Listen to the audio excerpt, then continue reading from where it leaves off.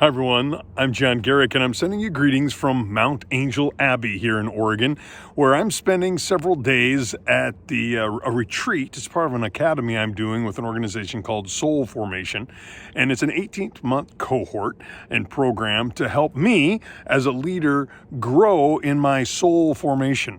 So I want to ask you a question today. How are you? I mean, not really like, how are you doing the traditional sense? Does your foot hurt? Did you like your coffee this morning? Were people nice to you at work? How are the kids doing?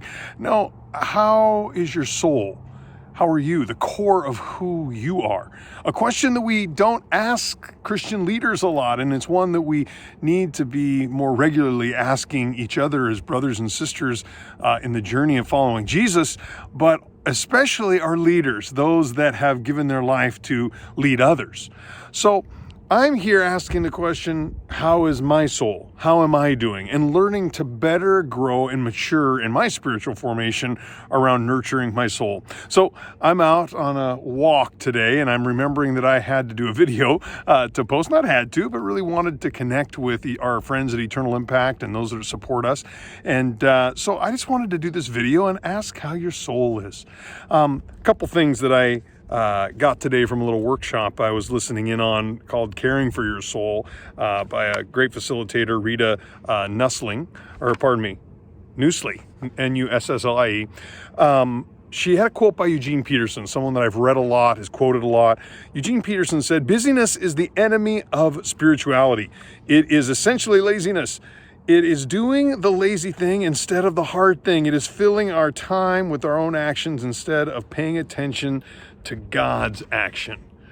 You know, sometimes I confess to you right now, I struggle and have for 31 years of marriage and ministry and life and parenting and now grandparenting, not just with scheduling or workaholism. Yes, that's all part of it, but really being able to give myself permission in the midst of a society that is all about productivity and church life and ministry, KPIs and producing, to be able to stop and say, what are my rhythms to be able to care for my soul?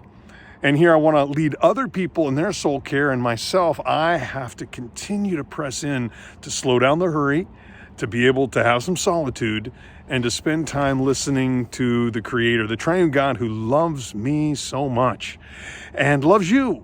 And so I want you to think about that quote. Go back to it from Eugene Peterson and ask, are there things that are hurrying us so much that we're not asking the question, how are you? How is your soul?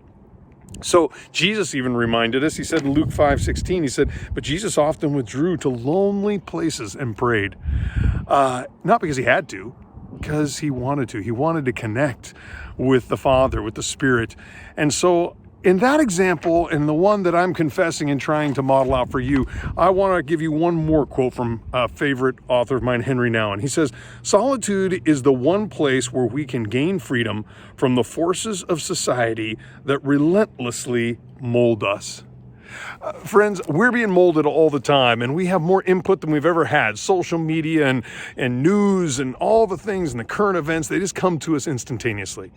I just want to encourage you and remind you to take a deep breath of the oxygen of our soul, which is God's grace, his tangible presence. I want to encourage you in that. From a type A, extroverted guy like myself, I want to remind you, breathe deep of his grace. Find time to set aside your schedule to just be quiet with God.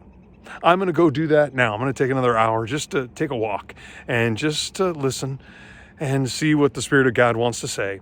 And I want to encourage you, nurture your soul.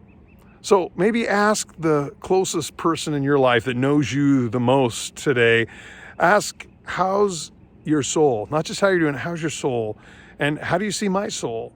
And be able to have an interaction and a conversation that nurtures you and grows you closer to the redeeming God. So those are just a thought. That's just a thought, some thoughts for you to have from here at Mt.Angel Abbey. And I hope that wherever you are experiencing God's grace in powerful ways. So thanks for staying connected. Let's continue to do that as we grow, both personally, my wife, Jennifer, and I, but also as Eternal Impact as a ministry, and we grow into helping leaders nurture their soul and lead in the ways of Jesus. God bless you. We'll talk to you soon.